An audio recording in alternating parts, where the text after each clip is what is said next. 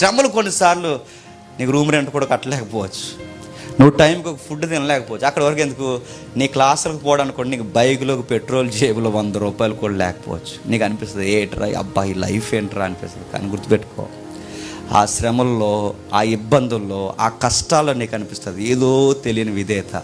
రేపొద్దున్న నీకు 100 తెలియాలిగా, రేపొద్దున్న నీకు బైకులు తెలియాలిగా, ఈ జాబ్ ఎంత వాల్యూ నీకు అర్థం అవ్వాలిగా. ఈ దేవుడు మనకి ఏమి నేర్పిస్తాడండి? విధేయత, లైఫ్ వాల్యూ మనకు నేర్పిస్తాడు. దేవుడిచ్చిన ప్రతి దాన్ని ఎలా విట్లేట్ చేయాలో మనకు అర్థమయ్యేలా లైఫ్ పర్పస్ ఏంటో మనకు నేర్పిస్తాడు. విధేయత. ఆయనలోకి వచ్చాకట అన్నీ పోయాట, పావు ఎక్కువైపోతాయి. ఇంకా ఆయనలోకి వచ్చాకట మీకు నచ్చొచ్చు నచ్చకపోవచ్చు. అందుకే మన సంఘానికి పెద్దగా ఎక్కువ ఎవరు రారు. మనకి శ్రమలు పోతాయి అను, చెప్పండి. శ్రమలు వచ్చేస్తాయి కానీ ఫిట్గా తయారవుతాయని చెప్తాము.